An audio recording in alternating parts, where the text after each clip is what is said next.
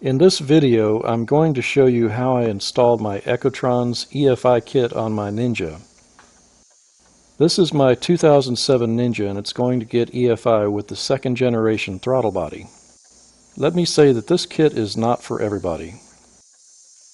If you can't adjust your own valves or change your own tires, then you probably shouldn't try installing this kit. But if you are mechanically inclined, this kit might be the right thing for you and your Ninja. One of the most difficult parts of the installation is going to be welding the oxygen sensor bung nuts. The kit will work without oxygen sensors, but only in rich mode. I need oxygen sensors because I want eco mode to work. Here are the basic components of the EFI system: the throttle body, injectors, and fuel rail, the fuel pump, fuel filter, and fuel pressure regulator, the ECU and oxygen sensors, and the wiring harness.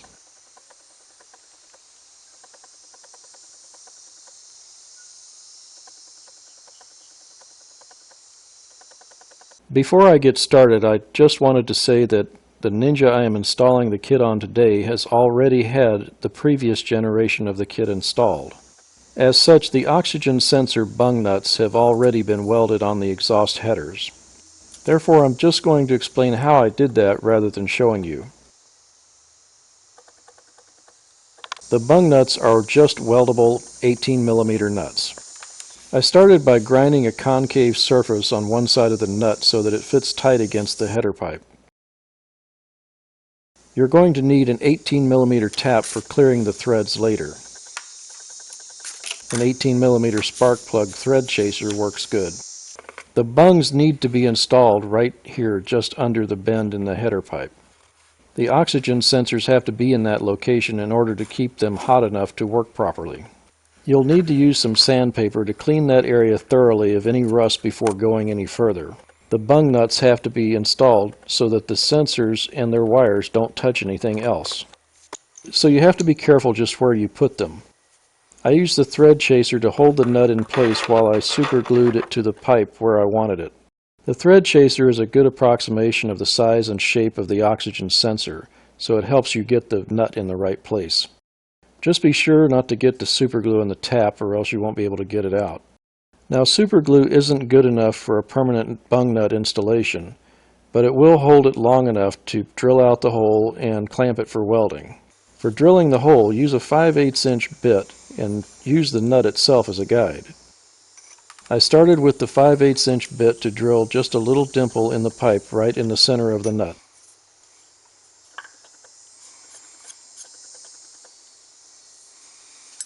Then I used an 1/8 inch bit to drill through the dimple. Then I used progressively larger bits until I got back up to the final size of 5/8. Doing it this way will minimize damage to the threads. After you have drilled both holes, remove the mufflers and the header from the bike and clamp and weld the nuts in place. If you can't weld it yourself, there are numerous welding shops that will do this for you for a nominal charge. After welding, use the thread chaser to clear the threads in the nut. With this done, you are ready to reinstall the header back on your bike. If you want, you can also paint your headers with high temperature paint before reinstalling. You can also paint the muffler pipes with plain engine enamel here because they typically don't get as hot as the header. If you aren't ready to start the rest of the installation, you can use the bung plugs that came with the kit so that you can ride in the meantime.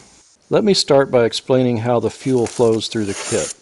A better understanding of the basics will help with component placement later. First, the fuel leaves the tank through this new dual-port fuel tap. There are no cutoffs on the fuel tap, so you'll need to buy those separately. I decided just to use these quick disconnects. From the disconnect, the fuel goes into the filter. The fuel that eventually goes into the fuel injectors must be super clean or else they'll clog up. The filtered fuel goes to the inlet of the fuel pump. The fuel injection pump is a special design that operates at high pressure. One of the problems with this type of pump is that it can't self-prime. This means that if there's air in it, it'll stop working. So the pump must be positioned lower than the tank so that gas flows freely into its inlet. The outlet side of the pump goes to the left side of the fuel rail and subsequently feeds the injectors.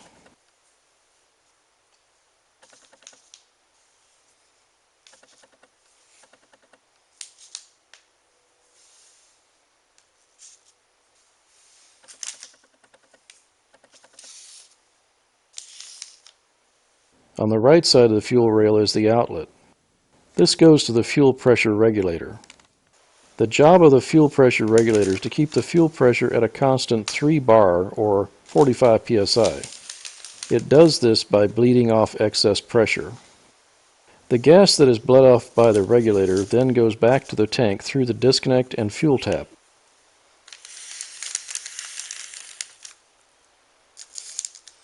But there's a little more to it than that. Because of the high tolerances in the fuel pump, it causes internal friction that heats up the fuel and causes some of it to turn into bubbles. These bubbles must be sent back to the fuel tank and not to the injectors.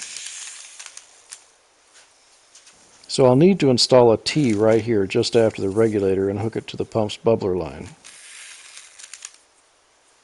One quick note about the disconnects is that many of them will cut fuel flow in both directions when they're disconnected. This is normally a good thing, but it's important not to run the fuel pump when they're disconnected or else some of the parts in the kit can be damaged. Now let's get on with the installation. I want to install my EFI kit so that it's as compact and modular as possible. By that I mean that everything possible will be attached to the throttle body so that it works as a single unit, just like the original carburetor. There are other ways to install the EFI kit, but I prefer to have it as one single unit. To do this, I need to make several small brackets to hold everything to the throttle body. These brackets do not come with the kit, so I had to make them myself. I drew up the design for the brackets using a CAD program. If you want a copy of my bracket drawings, I'll post a link to download them later. Most of them are made out of sheet aluminum and one is made out of angle aluminum. This one is made from 2 pieces. It's the regulator bracket and it goes together like this. And then gets connected together with 4 1/8 inch pop rivets.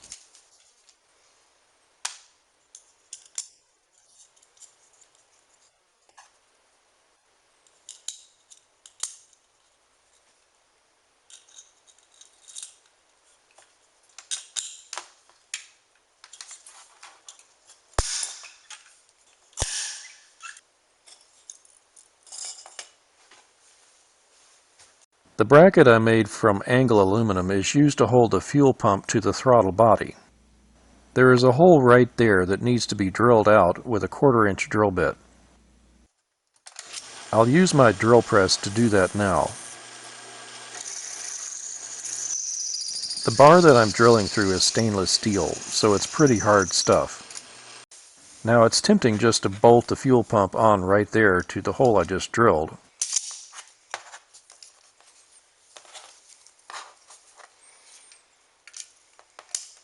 But that puts the fuel pump in an awkward position that might bump into other things.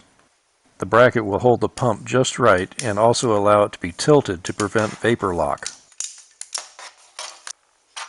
I'll bolt the bracket onto the throttle body like this.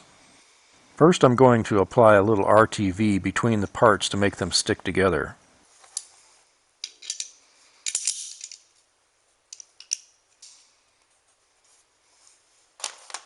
I'm attaching it with 1 inch long 1/4 inch stainless steel bolts, lock washers, and nuts. The fuel pump has lots of little ports sticking out and it's easy to forget which one is which. The port next to the smaller negative terminal is the outlet, so I'll mark that now. The other port on that side is not used, so I put a vacuum cap on it and zip tied it in place. On the other end of the pump are 2 ports with one slightly shorter than the other. The longer port is the inlet, and the shorter port is the bubbler line. Now I'll add a little RTV and bolt the pump to the bracket I made. The pump needs to be positioned so that the terminals are on top and flat with the ground, and also so that the outlet is lower than the inlet as much as possible. Remember that bubbles will rise and not fall, so positioning is very important. Next, the filter just gets mounted with zip ties. I wish I had a better way to do this, but zip ties are the simplest. I'm using a 12 micron fram filter part number G7144 instead of the one that came with the kit. A Wix 33011 is listed as an equivalent, but that one doesn't have barbs on it. In either case, make sure the fuel direction arrow on the filter goes from left to right. Now I'm going to connect the outlet of the filter to the inlet of the pump. Notice that I'm using fuel hose clamps instead of the ones that came with the kit. The worm clamps that came with the kit are water hose clamps and don't work good on fuel lines. Now I said before that the high pressure fuel goes from the pump to the fuel rail. But as you can see, the angled barb from the fuel rail doesn't line up well with the fuel pump. So I'm going to replace it with a straight barb. I also want to add a test port to the other side of the fuel rail so I can test the pressure later. A test port will also be handy for priming the fuel pump. This looks like something you might find on an air conditioner. But air conditioner ports won't work right because the seals will dissolve in gasoline. This one has gasoline-resistant Vuitton seals, so it'll work fine. I got these at dieselorings.com. Now I'm going to remove the angled brass barb fittings on the fuel rail. It's a little tight, so I'm going to use my vise.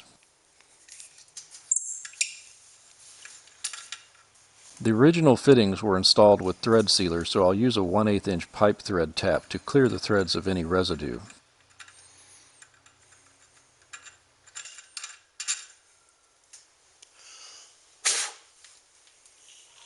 With the threads clean, I'll apply some new thread sealer and install a 1/4 inch straight barb.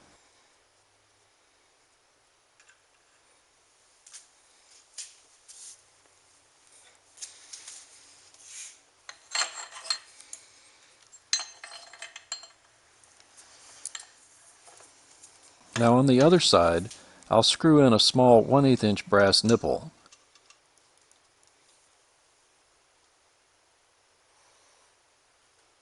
Followed by a brass T.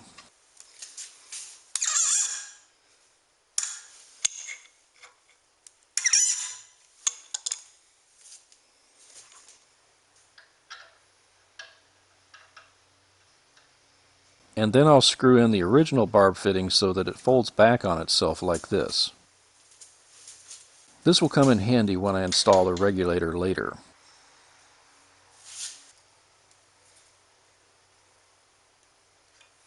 I also need to make sure that the barb is angled so that it is about even with the top of the fuel rail. This is necessary to make sure that there will be enough room for the injector's electrical connector. I'm using Permatex Aviation Form-a-gasket sealant liquid on the threads before I tighten them. You can get this at your local hardware store or at aircraftspruce.com. Don't use plumbing or other thread sealers. They don't hold up to gasoline and will break loose, leak, and plug everything up. Now you might be wondering why I didn't install the test port yet. This allows me to blow out the lines later, just prior to sealing them up and clear them of any debris that might be in the lines. Now I'm going to attach the fuel pressure regulator. Before I do that, I need to drill a small 1/8 inch hole in the bottom of the plastic to hold it to the bracket I made earlier. It'll go right here. Notice how it goes about 1/8 inch from the bottom and directly under the outlet port. Underneath you can see the metal regulator. I'll have to be very careful not to drill into that or else I'll ruin the regulator. Now I'm ready to connect the fuel rail outlet to the regulator using 5/16 inch high pressure fuel injection hose. I like alcohol resistant fuel line that's rated between 60 and 100 psi. More than that and the hose tends to be too stiff to work with. The regulator should be centered between the two posts on the fuel rail like this. I'm going to leave the clamps undone for now so I can adjust the positioning later. With the fuel rail assembled, it's time to install the injectors and bolt on the fuel rail. I'll check to make sure I have all the O-rings when I install the injectors. I need this big one down here and this little one up here. All I need to do is just press the big ends into the throttle body injector tubes with the connectors facing forwards.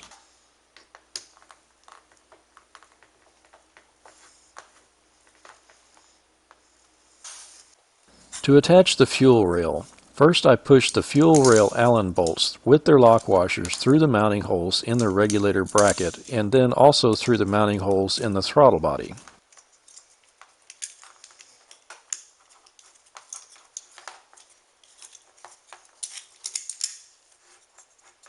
It goes together like this.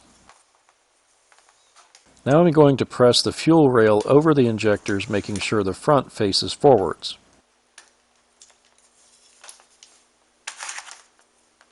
And then tighten the Allen bolts. The regulator position is now adjusted so that it fits in the large hole in the bracket. Then I secure the regulator to the bracket with a zip tie.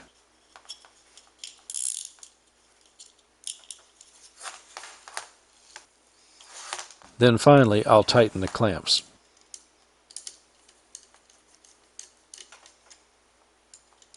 One thing you might be wondering about is why the regulator bracket has a flat front side.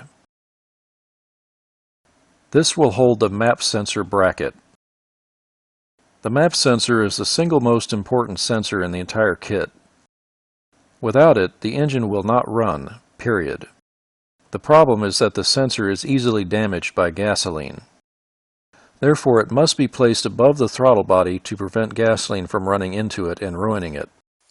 So to hold it in place, I made another little bracket. I'll use a pop rivet to hold the map bracket to the regulator bracket.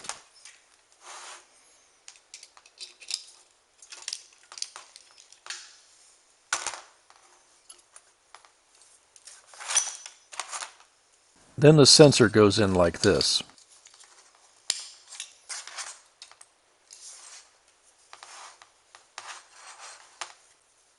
I'll connect the hose to the left vacuum port, and the other end goes to the sensor. Then I'll secure the sensor with a short wire across the top.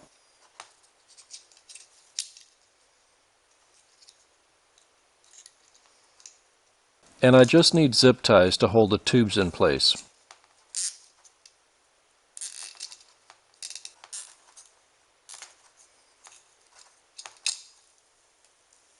Now I'm ready to install the main fuel line and blow out any debris in the lines.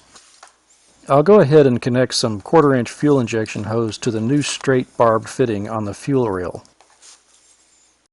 Just to make the throttle body assembly more compact, I'm going to add a 1/4-inch brass elbow just after the fuel pump. The shorter piece of hose goes on first.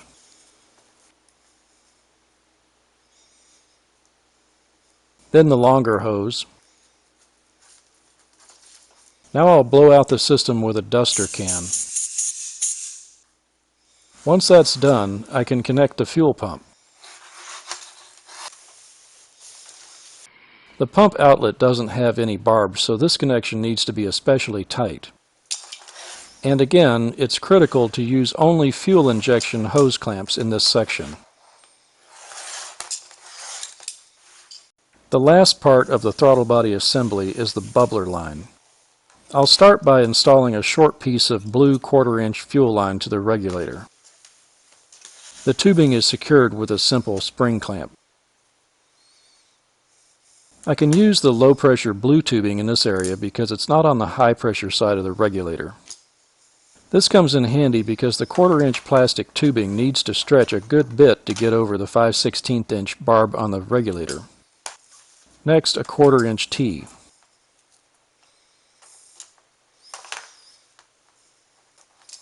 And then a 1/4-inch elbow to point it backwards.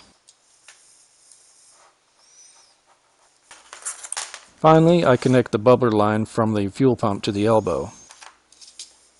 Like I said before, it's important when routing the bubbler line to keep in mind that bubbles will always rise and not fall. So I need a constant upward slope all the way back to the tank.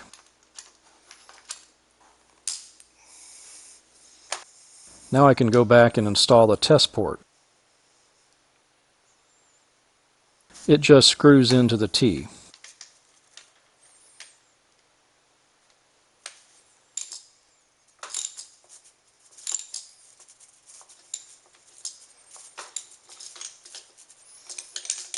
So that's it. Now the throttle body assembly is complete, and now it's ready to be bolted on the bike. The first thing I need to do is run out as much gas as possible. This will save me from having to drain it later.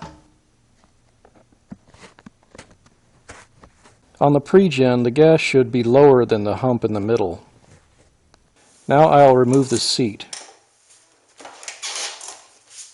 and the side panels.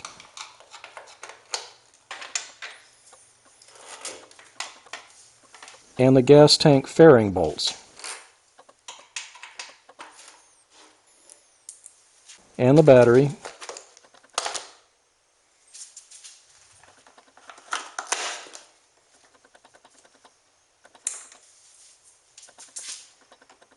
I'll start with the negative terminal to prevent the positive terminal from shorting out.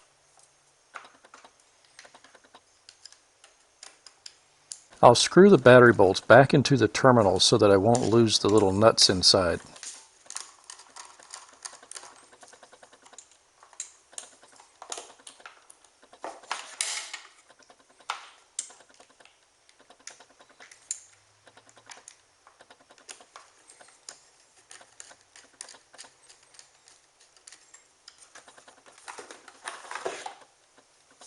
And the rear tank bolts.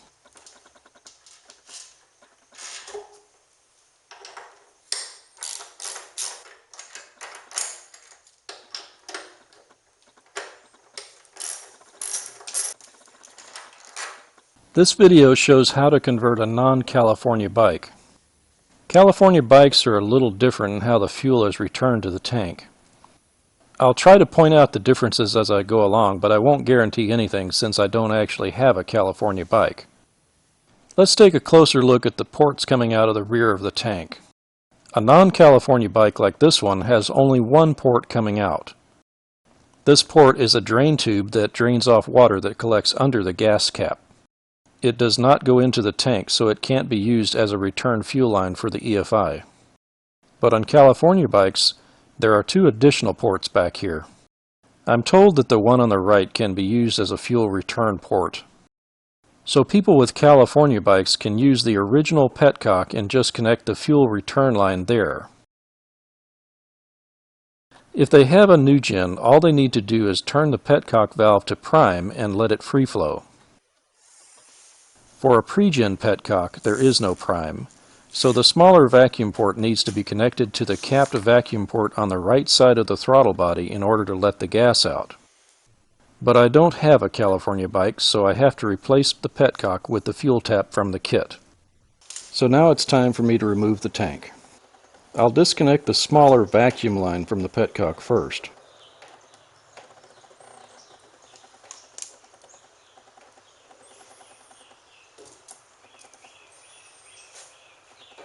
And then the larger fuel line.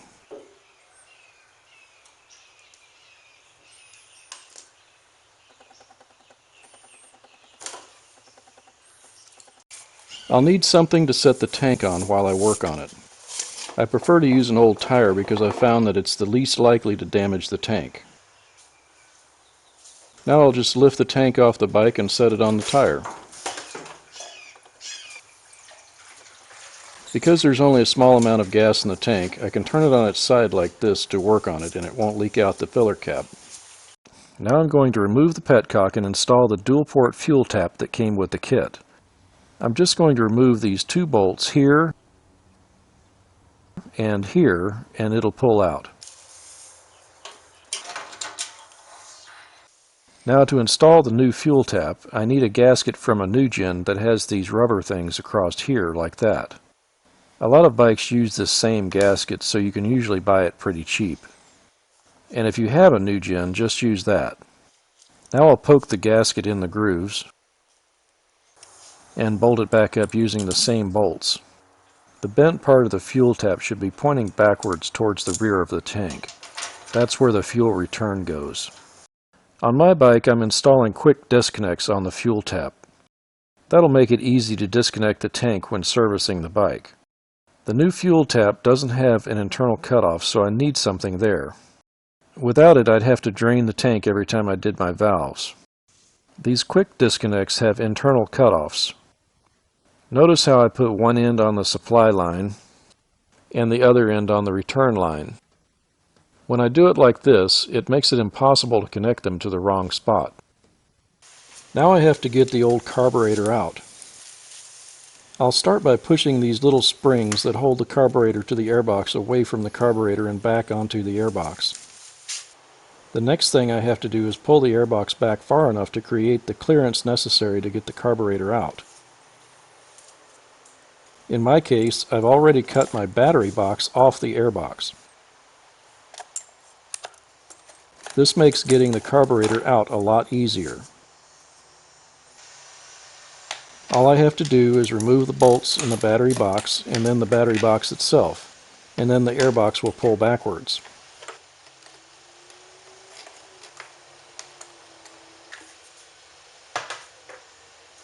But if you haven't done the battery box modification, then you need to do a few other things first. You have to remove these two bolts, and there are also two fender bolts under here in front of the rear tire in order to loosen the rear fender. If I remember correctly, that's usually enough to pull the rear fender back so that the unmodified airbox can pull back far enough. In either case, it's necessary to loosen the coolant reservoir tank and the fuse box panel.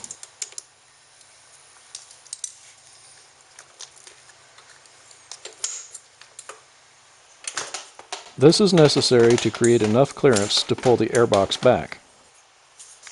Once I have the airbox pulled back and have enough clearance to get the carburetor out, I can unscrew the clamps on the rubber tubes that connect the carburetor to the engine. There are 4 of them.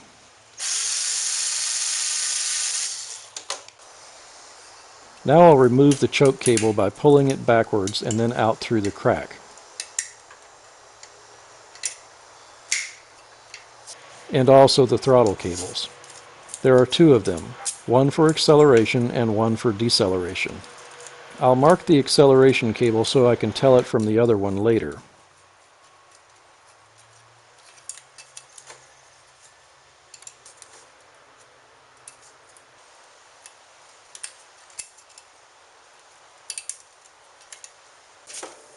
With the tube clamps loose, I can pry the tubes off the engine and then pull the carburetor out.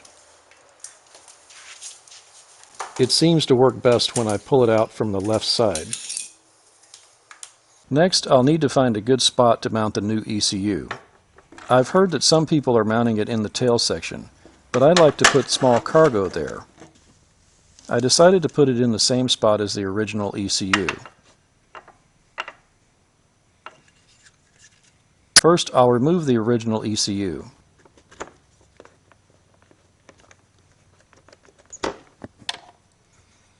The bracket is just rubber, and the ECU just slides out.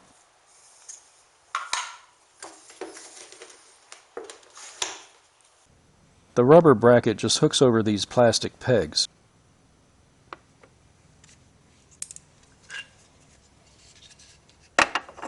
At first it looks like the new ECU is not going to fit right.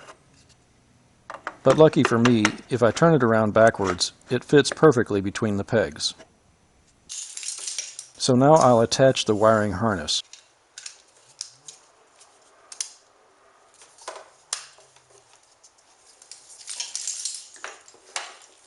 And then zip tie it to the frame.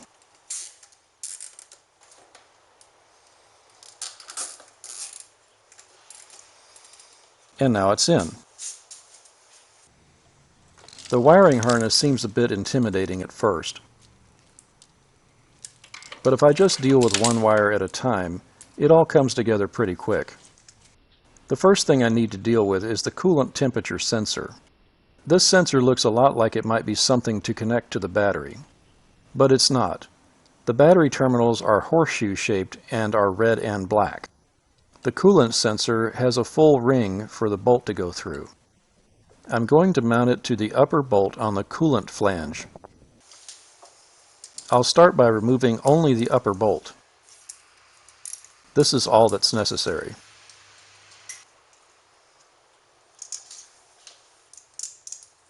Then I'll install the sensor under the bolt like this, and then tighten it down. Now I can get ready to install the throttle body assembly. First, the new boots that came with the kit. The ends are different sizes, so I'll make sure I have it the right way.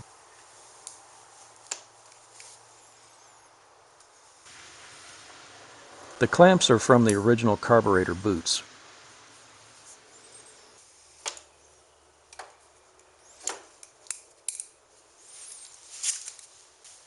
Now I can just slide in the throttle body assembly and wiggle it into the boots.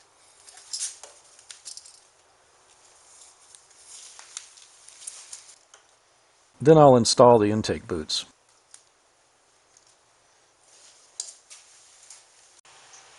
Push the airbox forward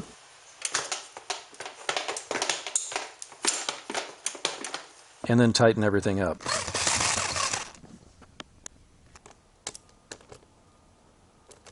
Finally, I'll check the fuel pump clearance to make sure it's not hitting anything.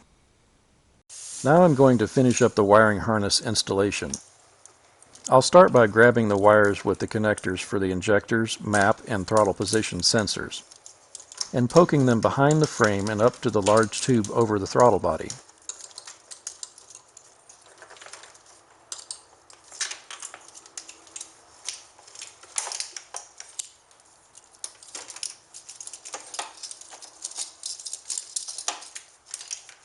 And then zip tie them in place.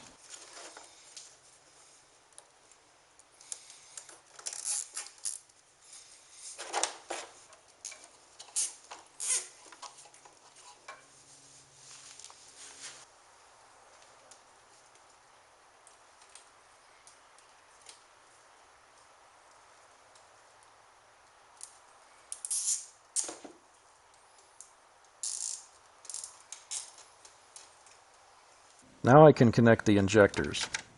The connector marked INJ1 goes to the left injector, and INJ2 goes to the right one. While I'm here, I'll hook up the map sensor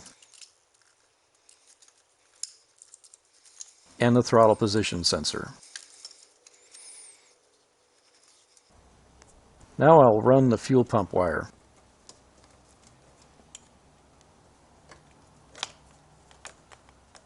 And connect it.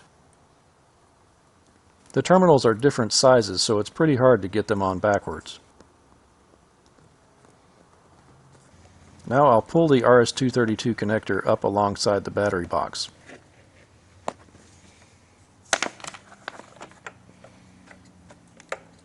And zip tie it in place.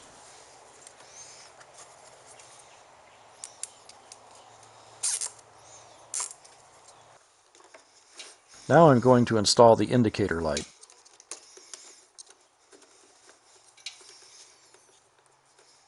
This light has a clear lens. It looks just like the intake air temperature sensor, but that sensor isn't clear. I would like to have it all the way up to the instrument cluster, but the wire isn't long enough. But since I only have to look at it when there's a problem, it'll do just fine right here. The ridge switch just gets stuck to the front of the airbox using double-sided tape.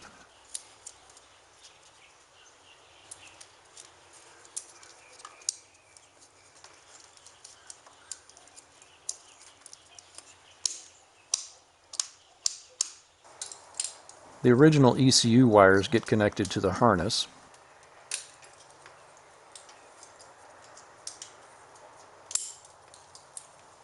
Now I need to point out that when there's extra wire, it should never be wound up.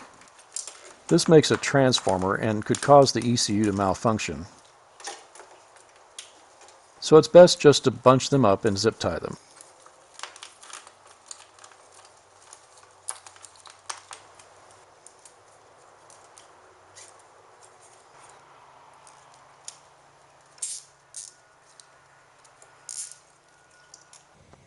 And finally, the intake air temperature sensor just goes down there like that.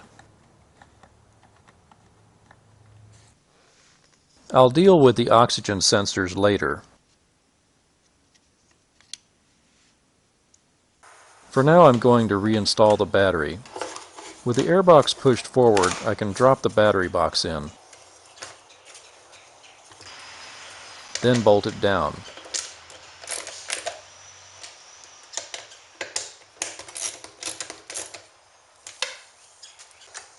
Drop in the rubber battery cup,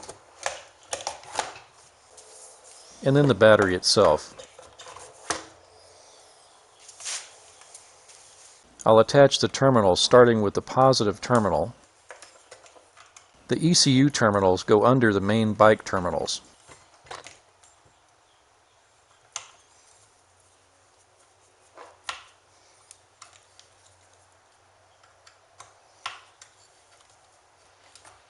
Then the negative.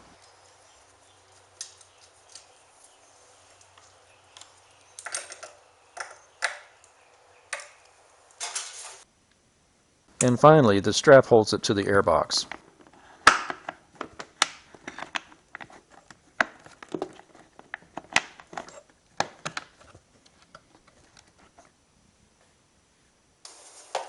So now I can bolt the coolant reservoir back up.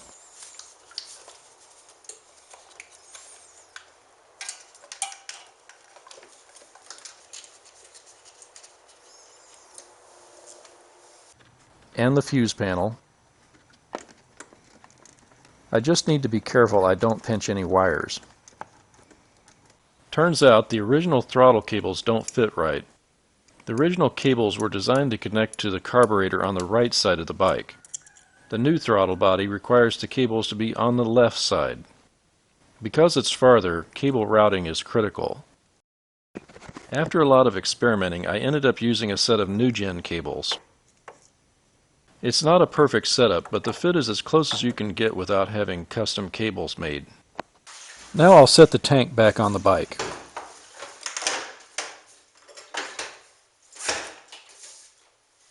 Then finish connecting the quick disconnects. And don't be tempted to turn on the ignition until the lines are completely hooked up to the tank. Because the disconnects are sealed, the fuel pump will overpressurize the system and damage the kit and/or the disconnects. But all I have to do is snap them together.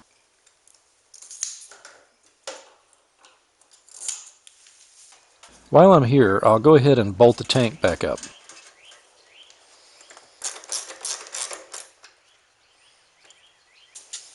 Be careful not to puncture the tank with the upper fairing bolts. Now it's time for the oxygen sensors. First, I need to remove the bung nut plugs I installed earlier.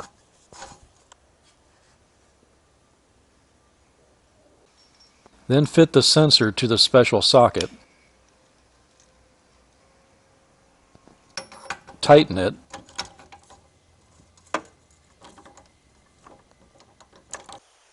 And connect it to the wiring harness.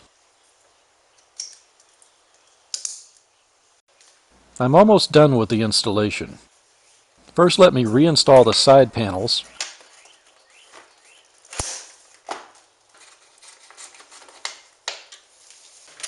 and the seat.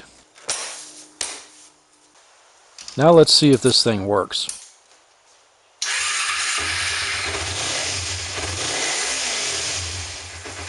Looks like it does.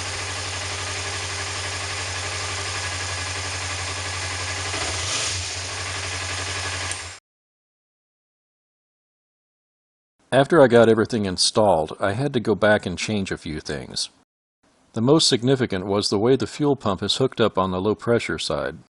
When I started the engine, I had some serious fuel leaks back there. It turns out that the low pressure ports on the fuel pump are 6 millimeters and not 1/4 inch.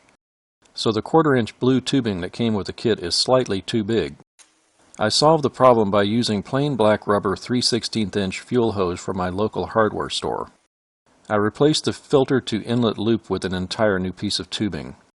This hose was a bit difficult to bend and fit over the 1/4" fittings, but soaking it in hot water caused it to become a lot more cooperative. On the bubbler port, I used a short section connected to a brass 1/4" barbed elbow and then to the existing blue tubing. While the 3/16" tubing works great for the 6mm ports, its outside diameter is too small for fuel injection hose clamps. To solve this problem, I wrapped the outside of the tubing with black electric tape.